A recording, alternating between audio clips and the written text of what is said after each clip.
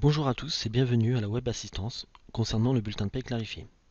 Durant cette présentation, nous définirons ce qu'est le bulletin de paie clarifié, nous verrons à partir de quand l'appliquer et nous verrons directement depuis l'application comment activer l'impression de ce nouveau format rendu obligatoire. Alors qu'est-ce que le bulletin de paie clarifié et quel est son objectif? Le bulletin de paie clarifié est donc un nouveau format de bulletin de paie et il a pour objectif de rendre plus lisible le bulletin de paie actuel par le salarié. Comment? Alors tout d'abord en réduisant le nombre de mentions obligatoires, en regroupant les lignes de cotisation par risque et sous-risque, au lieu d'être détaillées comme ça l'est sur le bulletin de paie actuel. Rien ne change pour les rubriques de haut de bulletin et celles de bas de bulletin. Les autres contributions qui relèvent de l'employeur sont regroupées en une seule ligne. Il apparaît donc désormais au niveau du bulletin de paie clarifié une information sur le coût total du travail qui devra apparaître. Cette information correspond donc au montant du salaire brut, additionné donc du montant total versé par l'employeur, dont on soustrait les exonérations aussi bien salariales que patronales.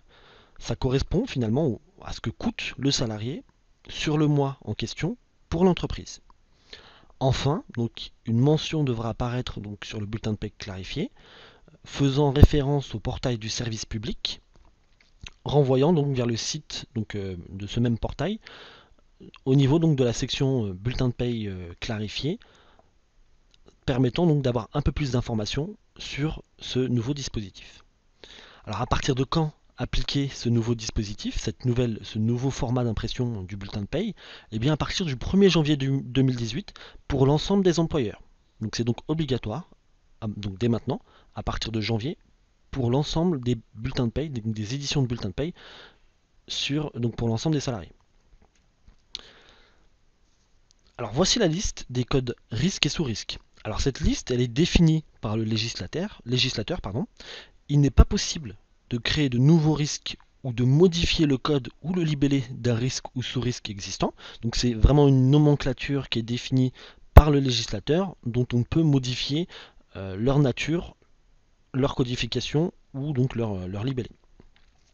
Alors comment vont se regrouper les cotisations actuelles?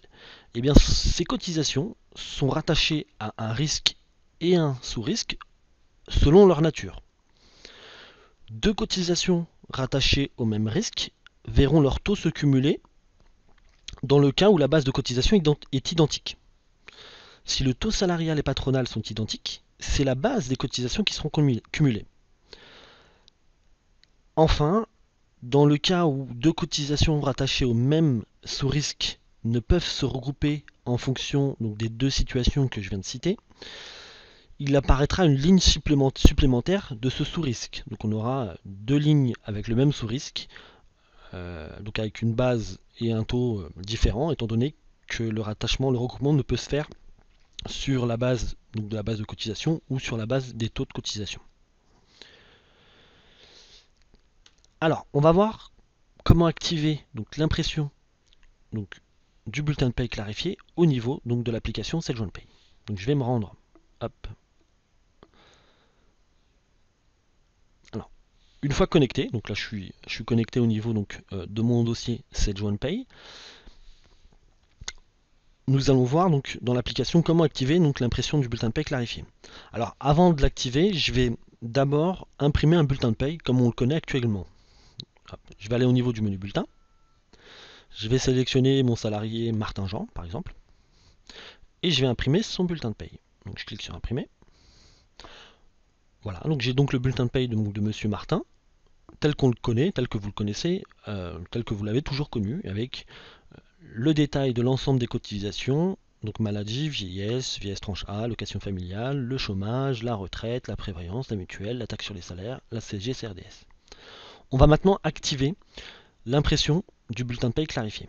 Donc on va aller au niveau donc, du dossier. Donc l'activation se fait au niveau du menu Dossier, Préférences. Je clique sur le bouton Modifier. Je coche Impression des bulletins de paie en mode clarifié et je valide ma saisie en cliquant sur le bouton Enregistrer. Je me rends à nouveau au niveau du menu bulletin et on va réimprimer le bulletin de paye donc de Martin Jean, cette fois-ci en mode clarifié. Donc je vais précalculer le bulletin de paye et on va ensuite imprimer le bulletin de paye. Donc le bulletin de paye est calculé, je peux cliquer sur le bouton imprimer. On va attendre que l'impression se fasse. Voilà, le bulletin de paye apparaît et donc nous avons le nouveau format qui apparaît, donc qui est le format donc, de bulletin de paye clarifié. Ce qu'on peut voir, c'est que nous avons les risques qui apparaissent, les sous-risques qui apparaissent, et donc le regroupement qui se fait en fonction donc de la nature des cotisations. En fonction des deux règles surtout, qui ont été donc spécifiées, que je vous ai spécifiées précédemment dans la slide numéro 2. L'on peut voir aussi la notion du total versé par l'employeur, qui correspond donc à ce qui a été spécifié précédemment, donc au coût total du salarié sur le mois en question. Et donc l'on peut voir aussi la mention rendue obligatoire, reportant donc sur le site internet donc, du service public pour donc avoir plus d'informations sur ce nouveau dispositif qui est le bulletin de paie clarifié. Ce qu'on peut voir aussi, c'est que les rubriques de haut et de bas de bulletin ne changent pas, ne sont pas regroupées par notion de risque ou sous-risque. Alors, voilà, donc l'activation au niveau donc, de cette jointe paye se fait donc de manière assez simple.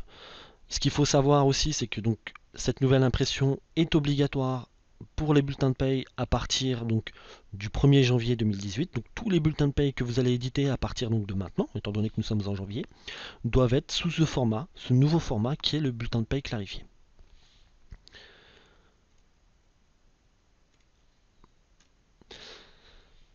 Alors eh bien merci pour votre présence. La présentation donc prend fin. Merci à vous et à bientôt donc pour de nouvelles web assistances.